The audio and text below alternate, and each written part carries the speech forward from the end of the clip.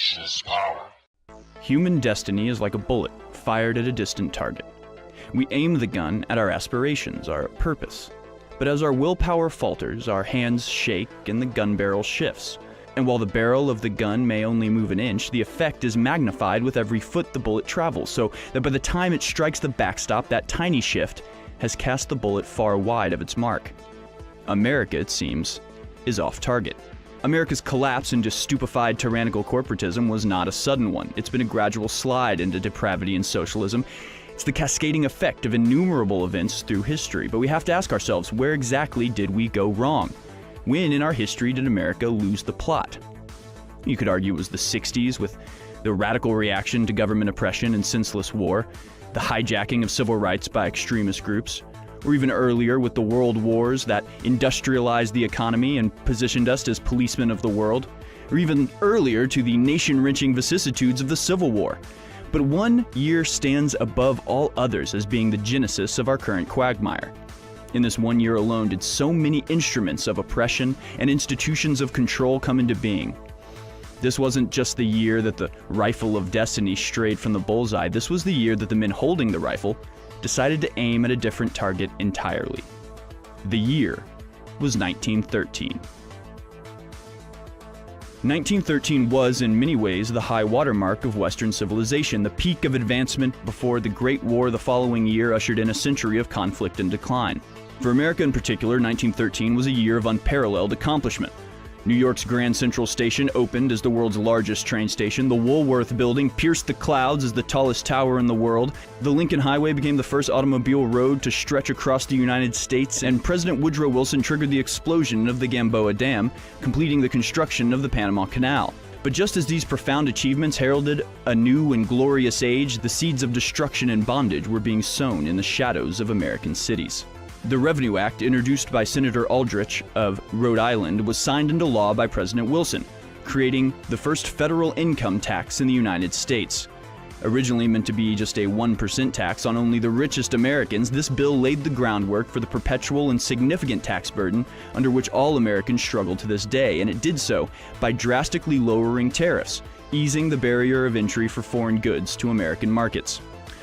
This would not, however, be the most significant contribution that Senator Aldrich would make in 1913 to the eventual enslavement of the American people to the whims of the banking elite. This would come in the form of the Aldrich Plan, better known as the Federal Reserve Act. This was the fulfillment of a plan set down some 3 years before by a cabal of bankers on the now infamous Jekyll Island, a subversion of the constitutional right of the American government to control its own money supply, surrendering ultimate control of the economic system to an unaccountable, unelected consortium of self-interested bankers. With 1913 being the genesis of both federal income taxes and the Federal Reserve, my argument could be complete. But unfortunately, this is hardly the end of the evidence. That year, the 17th Amendment passed. This amendment is the reason that senators are elected by the entire population of a state. Prior to the change, senators were appointed by the legislature of each state. The intention being that U.S. senators would be responsible to their own state rather than national interests. The effect of this change can be most readily seen in the most recent senatorial elections, in which a small group of donors in California and New York spent millions of dollars attempting to sway the electorate of far-flung states such as Texas. This control could hardly be managed if those who wished to manipulate elections had to contend with the hundreds of local races that make up each state government. The 17th Amendment moved us significantly more towards a democratic mob rule and away from the Republican system of diffused power upon which the country had been founded. As damaging as these changes have been, government was not the only sphere to see new forms of societal control. 1913 was also the year in which two incredibly powerful globalist organizations began operation. The first is the Rockefeller Foundation, whose anti-human agenda needs no recitation to the InfoWars audience, and whose influence over the corporate, academic, and governmental structures of the world is second to none, whose purpose was the virtual enslavement of every human being to a system of servitude beneath the enlightened controllers of industry. The second organization is the ADL, the Anti-Defamation League, founded in 1913 to protect the reputation of Leo Frank, after he was tried and convicted for the rape and murder of Mary Fagan. Since then, the organization has used the cloak of tolerance and religious freedom to tirelessly work against the free speech principles of the United States.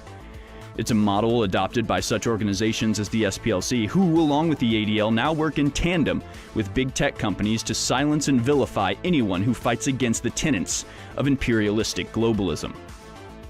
Income taxes, the Federal Reserve, the Rockefeller Foundation, the ADL, and the 17th Amendment, all of these have been powerful instruments in eroding our freedoms in the intervening century, and all had their creation in 1913.